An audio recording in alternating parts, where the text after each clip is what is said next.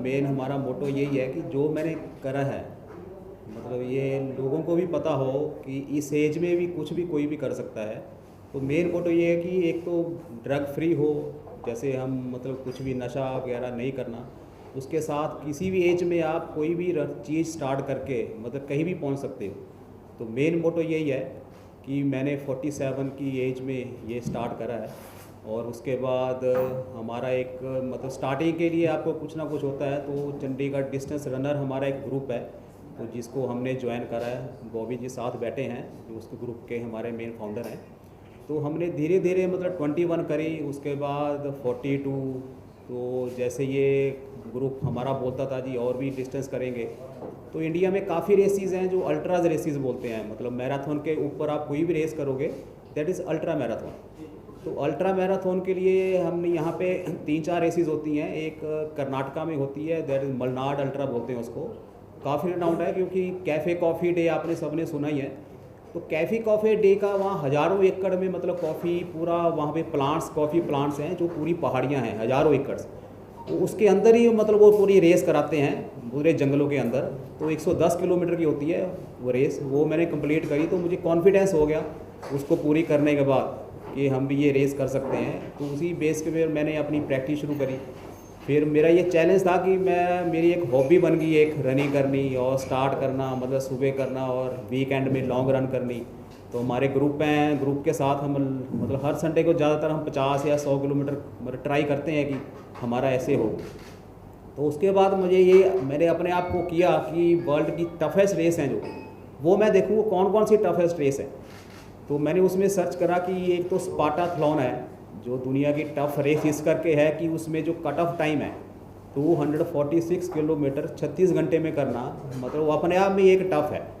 तो उसके हमारे से पहले जब हमने उसको पूरी सर्च करी तो हमने करने के लिए तैयारी करी, तो हमारे से पहले एक ही इंडिया ने करी थी, वो भी 2016 में करी थी। तो उसके बाद 2022 में मैंने ये करी है रेस, मतलब 35 घंटे 50 मिनट में मैं करी और पूरी करी उसको रेस को। तो वो कॉन्फिडेंस आ गया कि हाँ हम कुछ भी कर सकते हैं। तो उसके बाद मेरे ब्राज़ील 135 रेस है जो ऑलमोस्ट 2-4 इंडियन ने उससे पहले करी है। तो उसको करने के लिए फिर प्रैक्टिस का ये था कि उसमें हिल एलिवेशन है।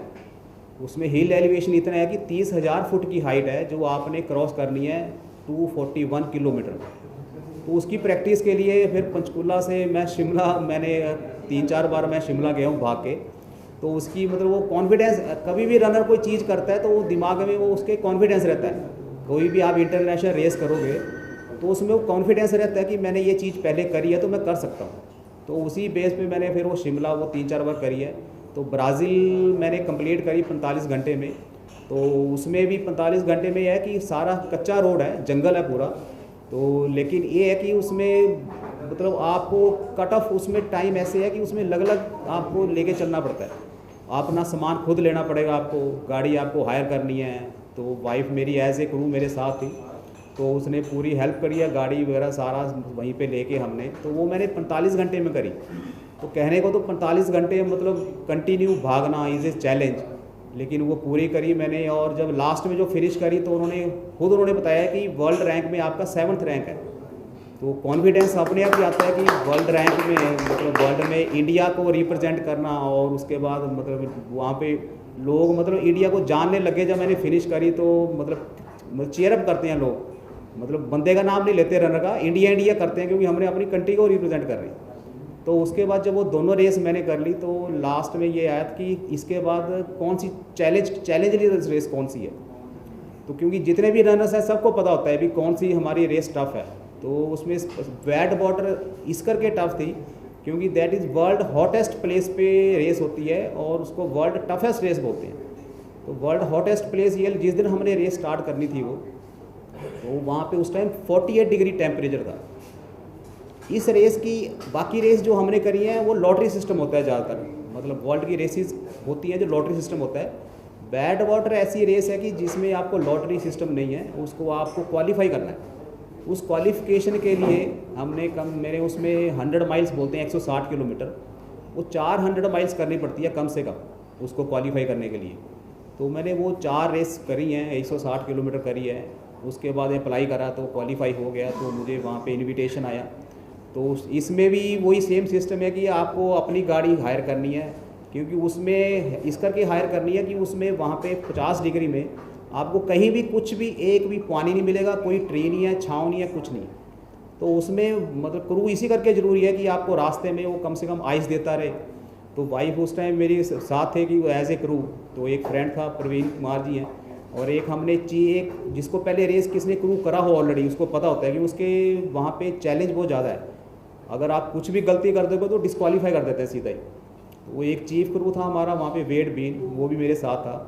तो इस रेस को जब हमने स्टार्ट करा 8 बजे शाम को, उस टाइम टेम्परेचर 45 डिग्री था, मतलब शाम को मतलब 8 बजे भी 45 डिग्री पे हमने रन शुरू करा, और मतलब 60-70 किलोमीटर तक अच्छा था मेरा पेस, मतलब ऑलमोस्ट आगे कंटिन्यू कर रहा था मैं।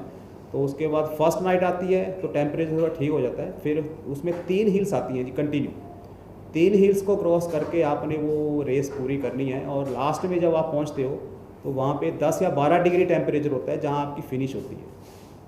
तो वही जब फिनिश होती है तो प्राउड अपने आप को करना कि जब फिनिश करी मैंने वो, तो पता लगा कि आपने 31 घंटे 24 मिनट में मैंने रेस कर दी है, और फास्टेस्ट इंडियन हो गया हूँ कि उस रेस को कंप्लीट कर।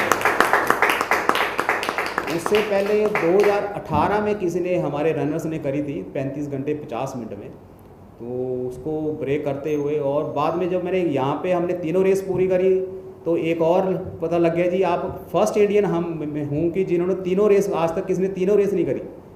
तो वो भी एक बड़ी अचीवमेंट है अपने आप को करने के लिए।